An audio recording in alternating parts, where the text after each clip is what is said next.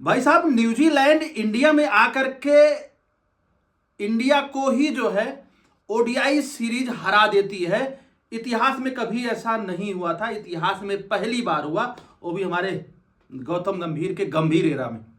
जी हाँ दोस्तों, एक जो घटिया प्रदर्शन हमारी टीम के द्वारा आया और इस सीरीज हार के जो मेन कलाकार हैं, जो मेन गुनहगार हैं, मैं उनकी बात करने जा रहा हूं। वो 5 गुनहगार हैं जिनकी मैं बात करूंगा। इन्हीं 5 लोगों ने भारतीय टीम के यूं कहूं तो भारतीय टीम के ओडीआई के लिए इतना शर्मसार एक रिकॉर्ड बनाया न्यूजीलैंड के खिलाफ अपने होम ग्राउंड में। तो लेट्स सी, चलो बात करते हो कौन है। तो सबसे पहले मैं बात करूंगा वर्ल्ड के नंबर 1 जो है बैट्समैन रोहित शर्मा के बारे में, जो इस सीरीज में as a number 1 batter entry किए थे। हार के सबसे मेन गुनहगार, सबसे मेन जो इनके ऊपर ही सेहरा बनता है, सबसे बड़ी जिम्मेदारी यही है। भाई साहब, रोहित शर्मा वर्ल्ड के नंबर 1 बैट्समैन थे जब इस सीरीज में आए थे। ठीक है, साउथ अफ्रीका में उनकी सेंचुरी नहीं आई थी, लेकिन 50s आई थी, एवरेज परफॉर्मेंस था, बढ़िया परफॉर्मेंस था। ऑस्ट्रेलिया के खिलाफ उनकी जो है सेंचुरी आई थी, हाफ सेंचुरी आई थी और मैन ऑफ द सीरीज भी बने थे। लेकिन भाई साहब, न्यूजीलैंड सीरीज में न्यूजीलैंड के खिलाफ जो है इनकी हालत बड़ी खराब रही।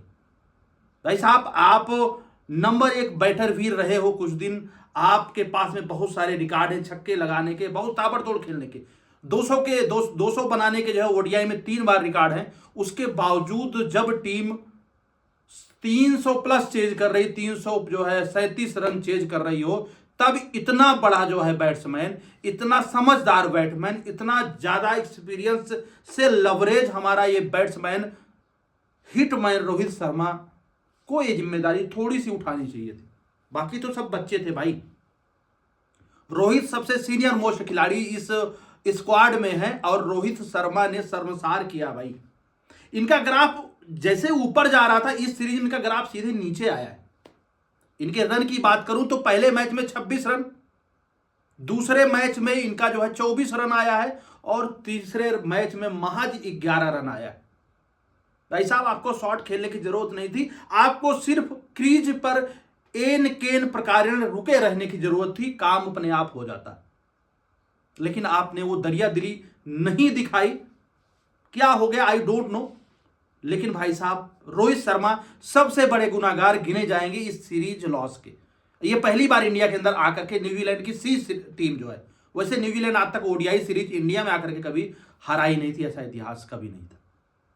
तो रोहित शर्मा सबसे बड़े गुनाहगार हैं। अगर 5 खिलाड़ियों की बात करूं, 5 जो सबसे बड़े गुनाहगार हैं, उसमें सबसे नंबर 1 पे रोहित शर्मा है। दूसरे खिलाड़ी की बात करूं तो हमारे प्रिंस हैं। मेरे भाई, प्रिंस सिर्फ प्रमोशन से कोई नहीं बनता है, किंग कोई प्रमोशन से नहीं बनता है, किंग साबित होना पड़ता है। विषम परिस्थितियों में युद्ध जीतना आना चाहिए। अपनी सेना को कैसे जो है मोटिवेट रखना है, वो एक सेनापति का काम होता है। दुश्मन की बड़ी सेना भी अगर अटैक कर रही है, आपके पास में सेना की मात्रा कम है, उसके बावजूद अगर सेनापति जो है रुका रहता है, डटा रहता है, युद्ध वही सेनापति जीतता है। और यहां पे यही काम करना चाहिए था शुभमन गिल को। शुभमन गिल नहीं कर पाया भाई। शुभमन गिल की अगर बात करूं तो 250 भले आई है, लेकिन भाई आप being a top order batsman, आप कप्तान भी हो और आपके पास कैलिबर भी है, आप टुकुर टुकुर करके खेल सकते थे। एंकर वाली पारी जो है आप खेल के दिखा सकते थे। आपको एंकर बनने की जरूरत थी, आप एंकर नहीं बन पाए वहां पे और आपने नैया डुबो दी। ऐसे कोई किंग बनेगा, ऐसे कोई प्रिंस बनेगा भाई? जरा सोचिए, विराट कोहली एक ऐसे प्लेयर है जिनको 2012 में ही बात होती थी, अगर विराट कोहली को हटा दो तो यार ओडीआई में कौन रन बनाएगा। और आज भी यही स्थिति है कि अगर विराट को हटा दो तो ओडीआई में कौन रन बनाएगा। जरा सोचो उस प्लेयर की काबिलियत क्या होगी।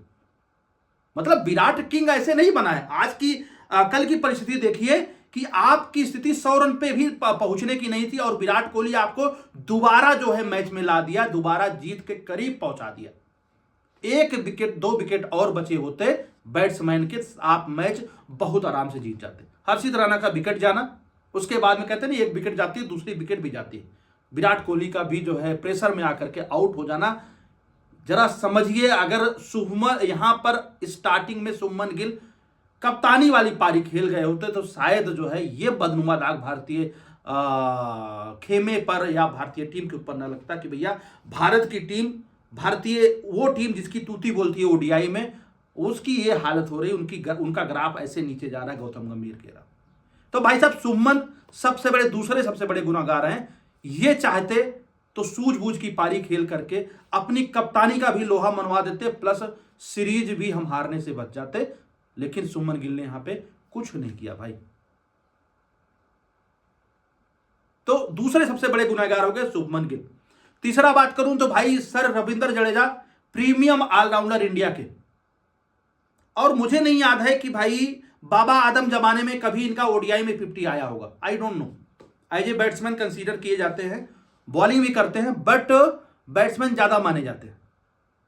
लेकिन अगर आप 6वें नंबर पे आ रहे हो और आप रन नहीं बना पा रहे हो, लगातार आपका 2 रन 4 रन, मतलब 4 रन 27 रन 12 रन, ये 3 पारियों में इनका जो है परफॉर्मेंस है, तो तीसरे सबसे बड़े गुनाहगार जो है रविंद्र जडेजा है। भाई साहब ये विकेट लेस रहे हैं पूरे सीरीज में। अगर इनके इकोनॉमी की बात करूं तो 8.5 के आसपास की इनकी इकोनॉमी है। फ्लॉप नहीं, सुपर फ्लॉप रहे हैं ये साउथ अफ्रीका दौरे से ही। तब भाई साहब यही कहने का यही जो है मन करता है कि अगर साउथ अफ्रीका दौरे में ये फ्लॉप थे, इनका ग्राफ बिल्कुल ही डिजास्टर की तरह नीचे जा रहा था, तब इनको इस सीरीज में रखने की जरूरत क्या थी। तो रविंद्र जडेजा तीसरे सबसे बड़े जिम्मेदार खिलाड़ी हैं, जिनके वजह से हम हारे हैं। भाई साहब इनके पास एक्सपीरियंस था, ये कभी कभी कारनामा करते हैं, वो भूमिका निभाते हैं कि जो है अगर विषम परिस्थिति होती है तो लास्ट तक ले जाकर के नैया पार कराने की इनकी भूमिका रहती है, साहिल तक ले जाने का इनका एक जो है इरादा कई बार दिखा है, लेकिन भाई साहब इधर बीच में नहीं दिख रहा है। इनकी सेंचुरी आए हुए लगभग दशक हो गए, हाफ सेंचुरी आए हुए। तो तीसरे सबसे बड़े गुनहगार सर रविंद्र जडेजा है। और बात करूं चौथे नंबर पे भाई, तो वाइस कैप्टन हमारे अय्यर है। देखिए किसी भी बंदे को इंजरी से वापस आकर के परफॉर्मेंस देना थोड़ा आसान नहीं होता है, लय में आना इंजरी के बाद में आसान नहीं होता, लेकिन अगर ऐसी परिस्थिति हो तो 20-30 रन तो जोड़ा जा सकता था। हमारे श्रेयस अय्यर पहले मैच में 49 रन बनाते हैं, दूसरे मैच और तीसरे मैच में वही ढाक के 3 पार, 8 रन और 3 रन। तो कप्तान अगर जिम्मेदार है तो वाइस कप्तान भी, मतलब उप कप्तान भी उतना ही जिम्मेदार है भाई। कैलिबर है, समझदारी है, खेलते हैं, और ऐसे खेलेंगे मेरे ख्याल से प्रिंस की प्रिंसई जाएगी और सरपंच की सरपंचई भी हाथ से जाएगी, क्योंकि ये परफॉर्मेंस इन लोगों का भाई साहब आंख से खून निकालने वाला था। सिर्फ एक बंदा लड़ा है, वो है विराट कोहली। और विराट कोहली जिस खेमे में खेल रहा हो उससे सीख करके, उससे चीजें समझ करके अगर ये लोग नहीं खेल पा रहे हैं तो इनकी बदकिस्मती है। जरा सोचिए, विराट कोहली के साथ में हर्षित राणा अगर 52 रन बना जाता है विराट कोहली के दिए हुए टिप पे, अगर गौतम गंभीर लास्ट में वो मैसेज ना भेजे होते हर्षित राणा को, तो शायद मैच भी जीत जाते। क्योंकि मैसेज आया, जहां तक मुझे लगता है मैसेज में यही बोला, ध्रुव जुरैल ने पानी लेकर के आए थे कि भैया उड़ा के खेलो, और उड़ा के खेलने में वो जो है आउट हो जाते हैं लॉन्ग ऑन पे। तो ये सबसे बड़े जो है चौथे जो है सबसे नंबर जो है, अगर जिम्मेदारी बात करूं तो सबसे बड़े जिम्मेदार है उप कप्तान श्रेयस अय्यर। श्रेयस अय्यर को यहां पे 30, 35 या 40 रन की एक पारी खेलनी चाहिए थी, जो कि इनके बल्ले से नहीं है।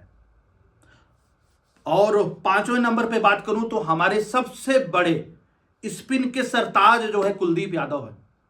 भाई साहब इस सीरीज में मात्र 3 विकेट आई है, इकोनॉमी भी इनकी 8 के ऊपर रही है, कहीं कहीं पे इनको ही डेरल मिचेल वगैरह ने खूब पीटा है।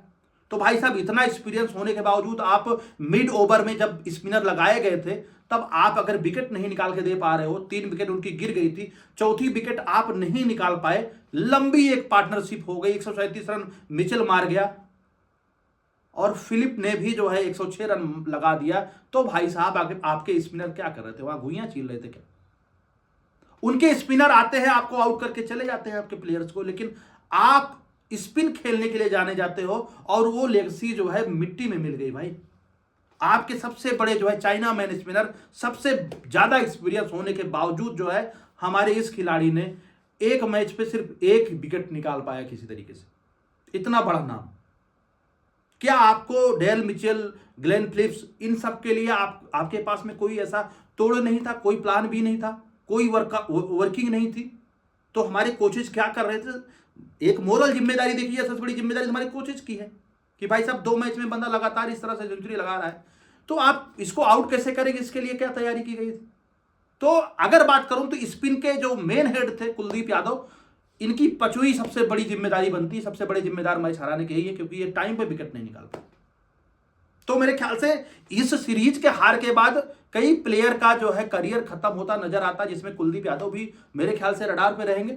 जडेजा, कुलदीप यादव, क्योंकि जडेजा अगर अक्षर पटेल को सेक्रीफाइस करने के बाद में अगर आते हैं, अक्षर पटेल भी जो है स्पिन करते हैं, ये भी स्पिन करते हैं, लेकिन अक्षर पटेल से ज्यादा अगर हाईली रेटिंग की जाती है जडेजा की, तो भाई कहीं ना कहीं हमें जो है इनका पत्ता कटता हुआ ओडीआई से नजर आता है। तो भाई साहब ये 5 जिम्मेदार हैं जिन्होंने इतना बदनुमा दाग जो है भारतीय क्रिकेट टीम के ऊपर लगा दिया कि भाई साहब ओडीआई भी हम हार गए, जो कभी नहीं होता था। बाकी क्लीन स्वीप हुए, ये भी पहली बार हुआ, न्यूजीलैंड के खिलाफ टेस्ट सीरीज भी हारे, लेकिन ओडीआई नहीं हारे थे। ये घमंड था और घमंड भी चूर चूर हो गया भाई। आपका क्या कहना है, आप लोग जरूर कमेंट करके बताएं। सजेशन क्या है, आपके सजेशन का इंतजार रहेगा। इसी साथ में वीडियो कंप्लीट करते हैं। जय हिंद।